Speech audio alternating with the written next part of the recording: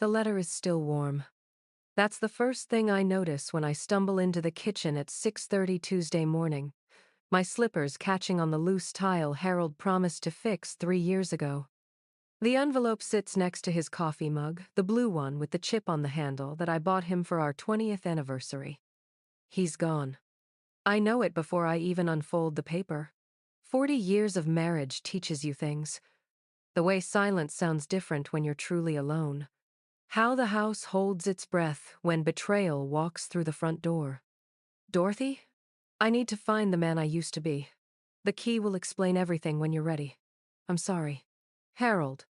3 sentences. 40 years reduced to 3 sentences. My hands shake as I read it again. And again. The words blur together like watercolors in the rain, but they don't change. They don't magically transform into gone fishing or back in an hour or any of the 1,000 little notes he's left me over the decades. This is different. This is goodbye. The brass key sits beside the letter, still warm from his palm. It's old-fashioned, the kind that opens heavy doors with secrets behind them. I pick it up and immediately drop it. The metal burns like it's been sitting in summer sunlight, not on my kitchen table at dawn. Harold? My voice echoes through our empty house. Empty? When did it become empty? I shuffle to the living room, still clutching the letter. His reading chair sits abandoned, the newspaper from Monday folded neat and unread. The crossword puzzle stares back at me. Only 3 words filled in. Harold never left a crossword unfinished. Never. The silence is deafening. I climb the stairs, each step creaking complaints I've heard for 20 years but never really listened to. Our bedroom door stands open like a mouth mid-scream. His side of the closet gapes at me. Empty hangers sway like ghosts, moved by some invisible breeze. The smell of his aftershave still clings to the air. Old Spice and morning coffee, and something else I can't name. Something that smells like endings. One wire hanger swings back and forth,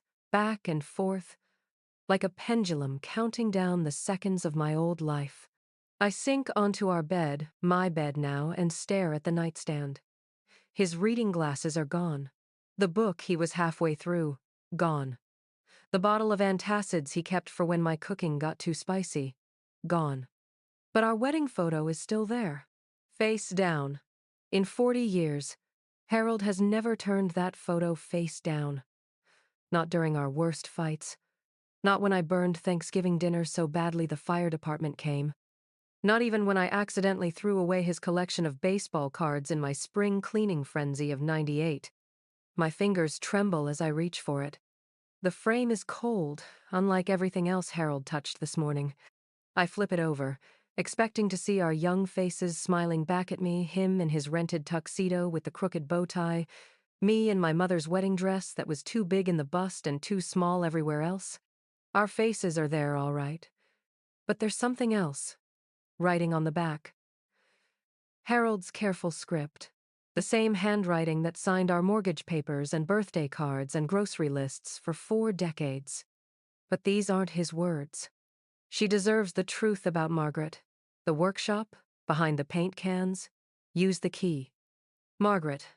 My blood turns to ice water in my veins. I haven't heard that name in 40 years. 40 years since Harold mentioned his first wife exactly once, the night before our wedding, when I asked if he'd ever been married before. She died in a car accident, he'd said, his voice flat as roadkill. I don't talk about her. And he never did. Not once in 4 decades of marriage. So why is he talking about her now?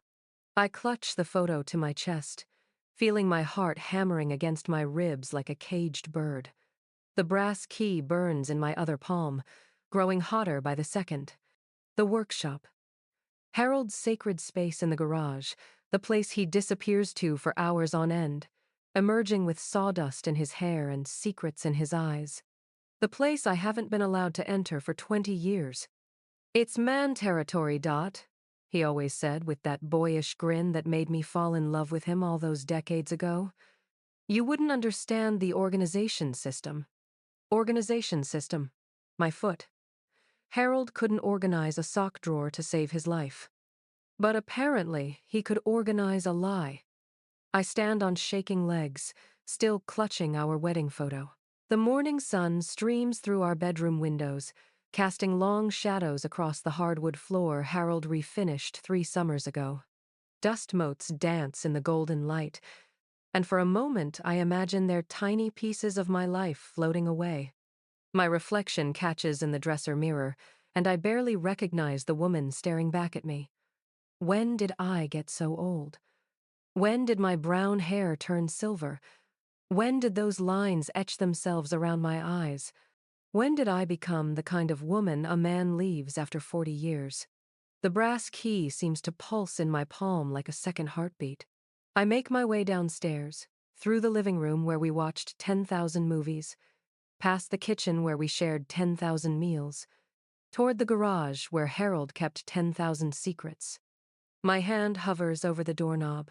Do I really want to know what's behind those paint cans? Do I really want to learn what Harold never thought I'd understand? The key burns against my skin, demanding answers. I turn the doorknob and step into Harold's world. The garage smells like motor oil and sawdust, and 30 years of Saturday afternoon projects. Harold's workbench sits cluttered with tools I don't recognize, their metal surfaces gleaming in the fluorescent light. Paint cans line the far wall like colorful soldiers standing at attention. Behind them, barely visible, I can see the edge of something dark, something hidden. I set our wedding photo on the workbench and approach the paint cans with the determination of a woman who's finally ready to stop pretending everything is fine. My hands shake as I move the cans aside, revealing an old metal toolbox I've never seen before. It's small, unremarkable, the kind of thing Harold might use for special projects or special secrets. The brass key slides into the lock like it was made for this moment. The lid creaks open, and I peer inside at the contents of my husband's hidden life. Bank statements. Dozens of them. My name isn't on any of them. The bank statements are addressed to Harold Morrison. Not Harold and Dorothy Morrison. Just Harold. I stare at the top document, my reading glasses fogging up from the sudden heat of betrayal.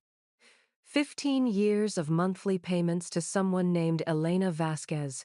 $400 every month, like clockwork. What the hell, Harold? My voice cracks in the dusty silence of the garage.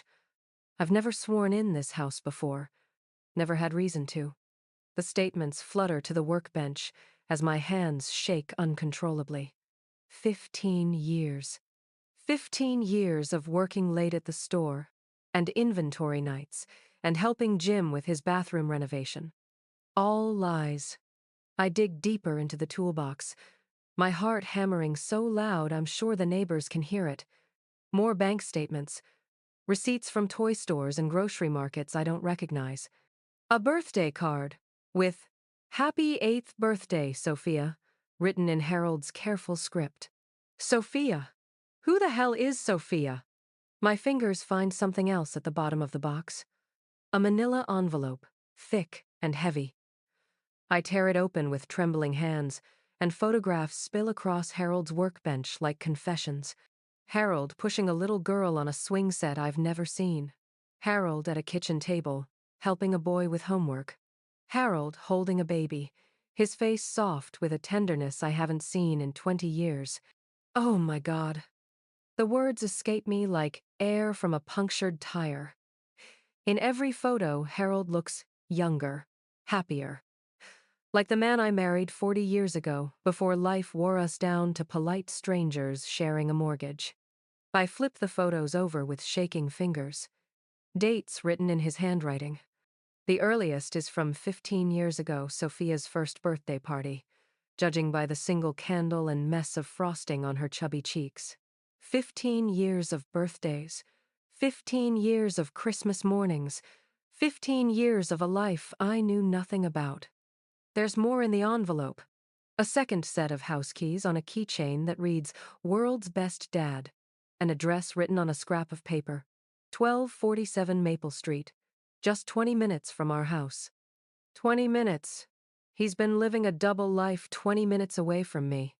I sink onto Harold's work stool, the cold metal seeping through my thin nightgown.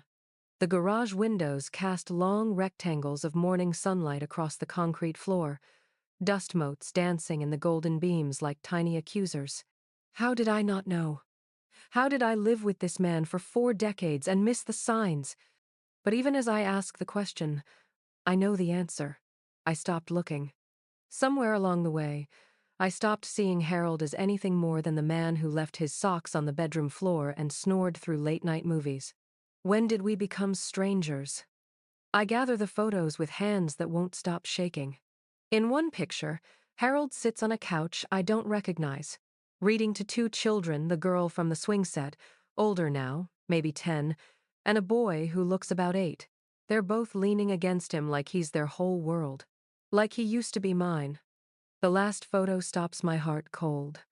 It's Harold and a woman, maybe 45, with dark hair and kind eyes. She's holding the baby from the earlier pictures, and Harold has his arm around her shoulders. They look like a family. They look like what we used to look like. I flip the photo over. Elena, Harold, and the kids. Christmas 2023. Christmas 2023. Last Christmas. While I was making his favorite sugar cookies and wondering why he seemed distracted, he was thinking about another woman, another family, another life. The workshop walls feel like they're closing in on me. I need air. I need answers. I need to see this Elena Vasquez for myself. I stuff the photos and house keys into my robe pocket and stumble back into the house. My reflection in the hallway mirror looks like a ghost pale skin, wild hair, eyes wide with shock. 40 years of marriage, and I never knew my husband at all. I dress quickly, pulling on the first clothes I can find. Jeans, Harold always said, made me look frumpy. A sweater that's seen better decades. Shoes that pinch my feet, but used to be fashionable. When did I stop caring what I looked like? When did I become invisible? Even to myself. The drive to Maple Street passes in a blur of familiar neighborhoods that suddenly feel foreign. How many times have I driven past this street without knowing Harold's secret was hidden just around the corner? 1247 Maple Street is a small blue house with white shutters and a garden that would make Better Homes and Gardens weep with envy. The kind of house I dreamed about when Harold and I were young and stupid and thought love was enough. A tricycle sits abandoned on the front walkway. Children's chalk drawings cover the driveway in bright, cheerful colors. A rainbow, a stick figure family, words I can't quite make out from the street. I sit in my car for 10 minutes, engine running, hands gripping the steering wheel like it's the only thing keeping me tethered to reality. What am I supposed to say? Hi, I'm Harold's wife? The one he never told you about? Or maybe Elena knows about me. Maybe I'm the secret in her world, the other woman she pretends doesn't exist. The front door opens, and a woman steps onto the porch. Dark hair pulled back in a ponytail, paint-stained apron, a face that looks tired but content. Elena. She's beautiful in a way I never was, even when I was young. Natural, unguarded, the kind of woman men write poetry about. No wonder Harold chose her. I turn off the engine and step out of my car on legs that feel like water. Elena looks up from watering her flower boxes, and our eyes meet across the span of Harold's betrayal. She doesn't look surprised to see me. If anything, she looks relieved. You must be Dorothy, she says, setting down her watering can. I've been wondering when you'd find me. My throat feels like sandpaper. You know who I am? Harold talked about you all the time. Elena's voice is gentle, like she's speaking to a wounded animal. You're his wife, and you're his. I can't finish the sentence. I'm his daughter. The world tilts sideways. I grab the gatepost to keep from falling. His what? Elena's eyes fill with tears. I've been waiting 35 years for him to tell you about me. I stopped believing it would ever happen. I stare at this woman, this girl who has Harold's eyes and his stubborn chin and his way of tilting her head when she's thinking. Daughter, I whisper. Come inside, Elena says, opening the gate. We have a lot to talk about. I follow her up the walkway on numb legs, Harold's spare keys burning in my pocket. Through the front window, I catch a glimpse of the living room toys scattered across the carpet, children's artwork taped to the walls, a couch covered with the kind of cheerful chaos that comes with family life. It looks exactly like our house did 30 years ago, when we still believed we'd fill it with children of our own. Elena's kitchen smells like cinnamon and secrets. I sit at her small wooden table, surrounded by the evidence of Harold's other life. School pictures magneted to the refrigerator, crayon drawings taped to cabinet doors, a coffee mug that reads, World's Best Grandpa, sitting in the dish drainer. Grandpa, how old are they?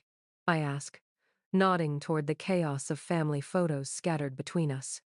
My voice sounds like I've been screaming, though I haven't said a word since Elena dropped her bombshell on the front porch. Sophia's 15 now. Miguel just turned 12. Elena pours coffee from a pot that's seen better years, her hands steadier than mine. They know about you. They what? Harold talks about his wife Dorothy all the time. How you make the best apple pie in 3 counties. How you sing off-key in the shower. How you cry at dog food commercials. I stare at her. He told them about me. Every month when he visited, Elena slides a mug across the table. He'd bring presents for the kids, help with homework, fix whatever was broken around the house. Then he'd sit right where you're sitting and tell us stories about home. Home. As if this place wasn't also his home. I don't understand. My coffee tastes like bitter confusion. If he talked about me, why didn't he ever tell me about you? Elena's smile is sad around the edges. Because he was ashamed. Of you? Of abandoning me. She pulls a photo from the pile Harold holding a newborn baby with the terrified expression of a man in over his head. I was 16 when I had Sophia. Harold was. Well, he wasn't ready to be a grandfather. Especially not to a teenage mother's baby. The math makes my stomach clench. Harold was 57 15 years ago. I was 55, still believing we might adopt, still leaving pamphlets about fertility treatments where he might find them. You're his daughter from before, I say slowly. From his first marriage. From before his first marriage, actually. Elena's cheeks flush pink. My mother was Carmen Vasquez. She worked at the diner where Harold ate breakfast every morning in 1975. They had a brief relationship. When she told him she was pregnant, he panicked and enlisted in the army. 1975. Harold and I met in 1978. He came back 2 years later looking for me, but Carmen had moved to Phoenix with my stepfather. Harold spent 10 years trying to find us. By the time he did, I was grown up and angry and wanted nothing to do with him. I set down my mug with shaking hands. But you reconciled. When Sophia was born. Harold showed up at the hospital with flowers and an apology 35 years in the making. Elena's eyes fill with unshed tears. He said he wanted to be the grandfather he never got to be a father. The kitchen falls silent, except for the tick of a clock shaped like a rooster, and the distant sound of children playing in a neighbor's yard. Normal sounds of a normal life that Harold chose to keep separate from me. Why didn't he tell me? The question scrapes my throat raw. Why keep it a secret? Elena reaches across the table and touches my hand. Her fingers are warm, stained with blue paint from some art project. He said you'd been through enough disappointment about children. He didn't want to hurt you more by flaunting what you couldn't have. The words hit me like a slap. All those years of failed pregnancies, of doctors shaking their heads, of empty bedrooms that should have been nurseries. Harold held my hand through every loss, every heartbreak. And all the while he had this. So he lied to protect me, I say bitterly. He lied because he's a coward. Elena's voice is gentle but firm. And because he loves you both too much to choose. I laugh, but there's no humor in it. Some choice. He abandoned both of us. Elena's expression shifts, confusion creeping across her features. What do you mean? I pull Harold's letter from my purse, the one that started this nightmare 24 hours and a lifetime ago. Elena reads it once, twice, her frown deepening. This doesn't make sense, she says finally. Which part? The part where he's finding himself? Or the part where he destroys 40 years of marriage in 3 sentences? No, I mean, Elena disappears into another room and returns with an envelope. He wrote to me too. Same day you got yours. She slides a sheet of paper across the table. Harold's handwriting, shaky but unmistakable. Elena, asterisk. I have to go away for a while. Take care of the kids. Dorothy will find you soon, and when she does, tell her about Margaret. She deserves to know the truth about why I never could love her the way she needed. Asterisk. Asterisk. I'm sorry for everything I couldn't be. Asterisk. Dad. I stare at the letter, my mind reeling. He planned this. He wanted me to find you. But why? Elena's voice is small, lost. Why disappear? Why leave us both? Who's Margaret? The question hangs between us like smoke. Elena's face goes pale. His first wife. She died in a car accident before he married you. I know that much. But why mention her now? Elena hesitates, chewing her bottom lip. Harold always said she was the love of his life, that he spent 40 years trying to be worthy of her memory. Something cold settles in my stomach. And what does that make me? Dorothy, what does that make me, Elena? She looks down at her hands, still stained with paint and honesty. He said you deserved better than a broken man who could only love ghosts. The rooster clock ticks away seconds of my shattered life. In the distance, a phone starts ringing. Elena glances toward the sound, then back at me. That's probably Sophia calling from school. She forgot her lunch money again. But when she answers the kitchen phone, her face drains of all color. Yes, this is Elena Vasquez. Her voice goes tight with fear. What? When? I watch her grip the counter, knuckles white against the yellow paint. Is he? Okay. Okay, we'll be there as soon as we can. She hangs up and turns to me, her eyes wide with shock. That was Street Mary's Hospital in Denver. Harold collapsed at a bus station 3 hours ago. He's been asking for someone named Margaret. The world tilts sideways. Denver is 3 states away. Margaret's been dead for 45 years, I whisper. Elena grabs her purse with shaking hands. Then why is my father calling for her now? Harold looks like he's already dead. That's my first thought when Elena and I rush into the hospital room in Denver, both of us breathless from the 3-hour drive, filled with questions neither of us could answer. He's so small in that mechanical bed, hooked up to machines that beep and hiss like they're keeping time with his failing heart. Margaret, he whispers to the ceiling tiles. I'm sorry, Margaret. Harold. I approach the bed like he's a wild animal that might bolt. Harold, it's me. It's Dorothy. His eyes flutter open, blue and watery, and filled with 40 years of guilt I never saw coming. When he sees me, something breaks in his face. Dot. His voice is paper thin. You found her. Elena steps up to his other side, tears already streaming down her paint-stained cheeks. Hi, Dad. My girls. Harold reaches for both our hands, with fingers that shake like autumn leaves. My beautiful girls. For a moment, I want to pull away. I want to demand answers and apologies and explanations for 4 decades of lies. But then I see how his wedding ring, our wedding ring, has slipped loose on his finger, and something in my chest cracks open. Don't talk, I tell him. Save your strength. Number. His grip tightens on my hand. Need to tell you, both of you, about Margaret. About why I... His words dissolve into a coughing fit that brings a nurse running. She checks his monitors with efficient movements, adjusting tubes and making notes on a clipboard. He's been asking for Margaret since he arrived, she tells us quietly. Do you know who that is? Elena and I exchange glances across Harold's fading form. His first wife, I say. She's been dead for 45 years. The nurse nods like she's heard this story before.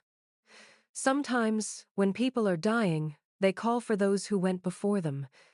It's normal. Dying. The word hits me like cold water. How long? Elena asks. Hours, maybe a day or two. His heart is very weak. After the nurse leaves, the three of us sit in silence, broken only by the steady beep of machines and the distant sounds of hospital life.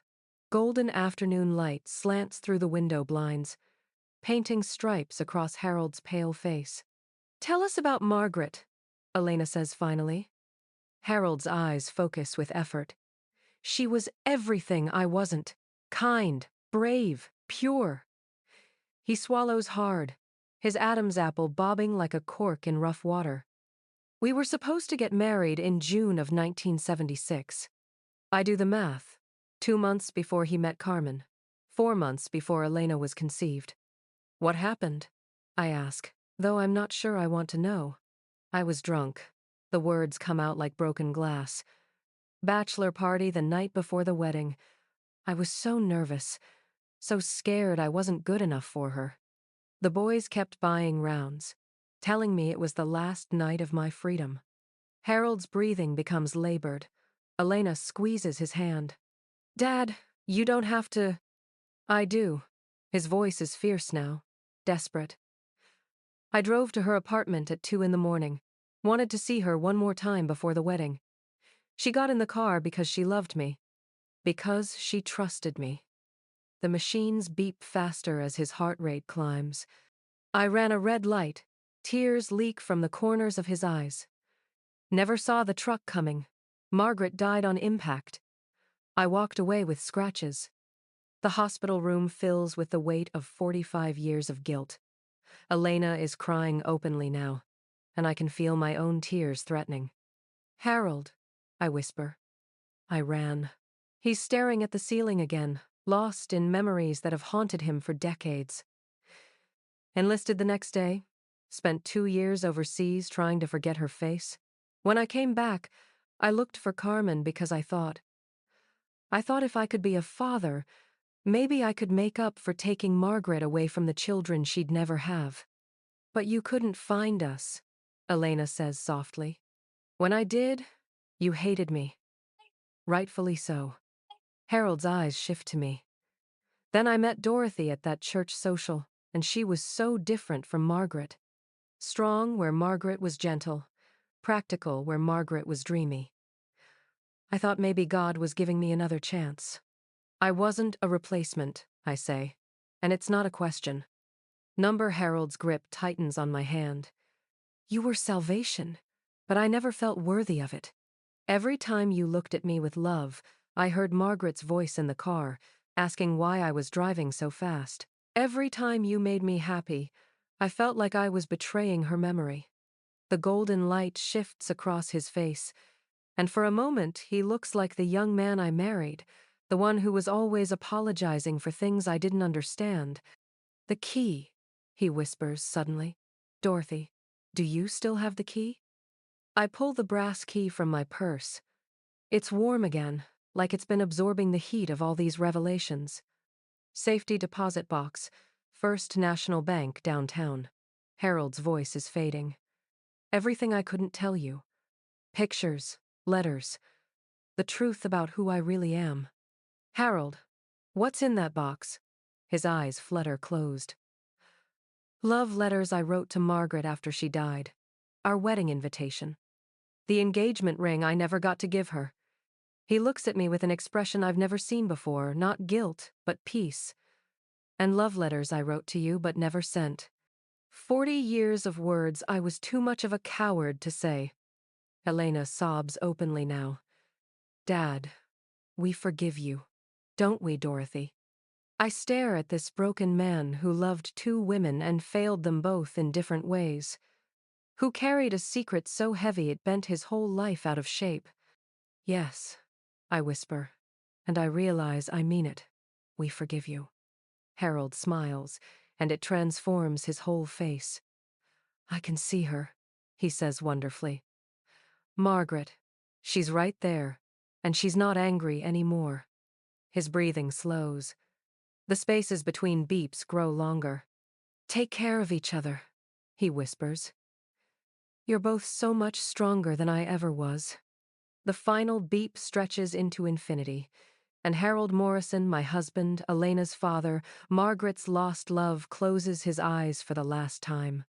Elena and I sit in the gathering darkness, still holding his hands, the brass key burning between us like a promise neither of us is sure we're ready to keep.